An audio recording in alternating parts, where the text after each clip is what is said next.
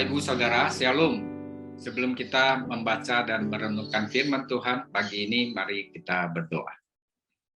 Terima kasih untuk anugerah Tuhan untuk kami semua pagi hari ini.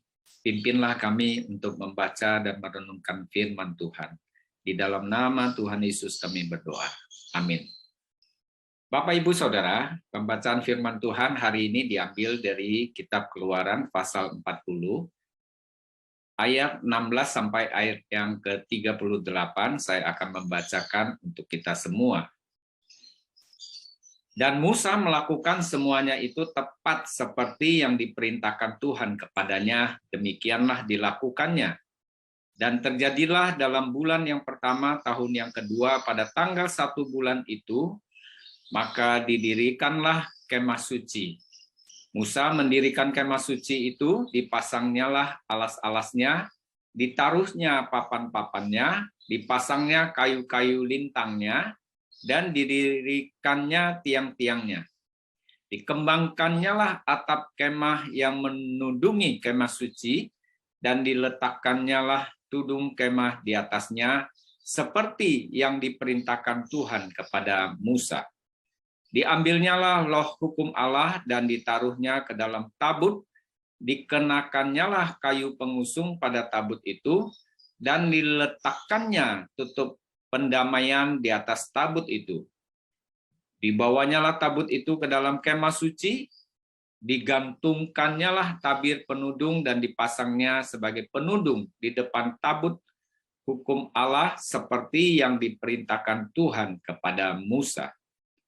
Ditaruhnyalah meja di dalam kemah pertemuan pada sisi kemah suci sebelah utara di depan tabir itu, diletakkannya di atasnya roti sajian menurut susunannya, di hadapan Tuhan seperti yang diperintahkan Tuhan kepada Musa.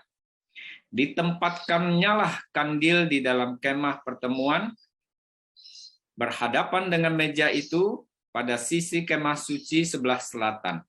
Dipasangnyalah lampu-lampu di atasnya di hadapan Tuhan, seperti yang diperintahkan Tuhan kepada Musa. Ditempatkannya mezbah emas di dalam kemah pertemuan di depan tabir itu, dibakarnyalah di atasnya ukupan dari wangi-wangian seperti yang diperintahkan Tuhan kepada Musa.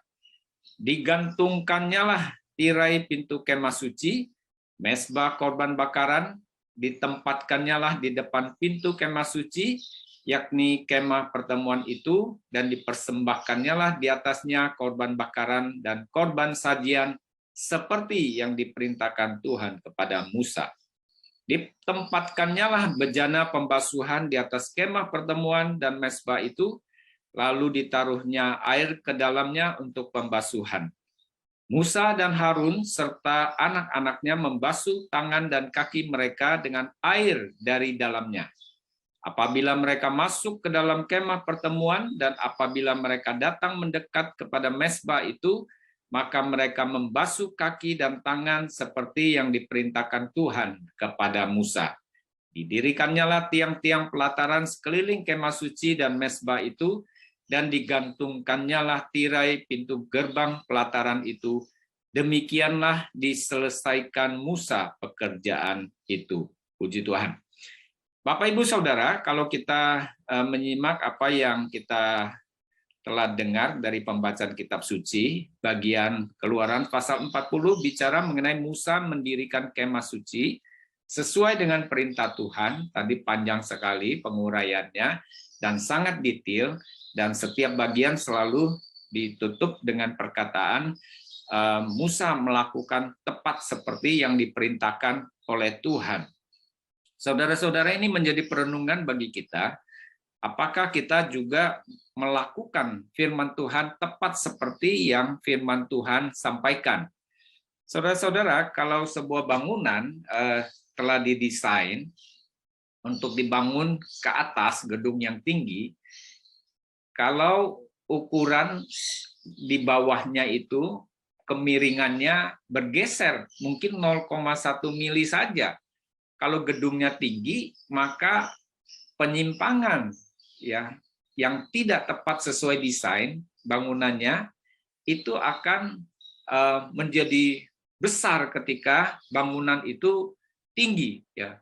Walaupun di bawahnya kelihatan tidak begitu berarti, hanya 0,1 mili.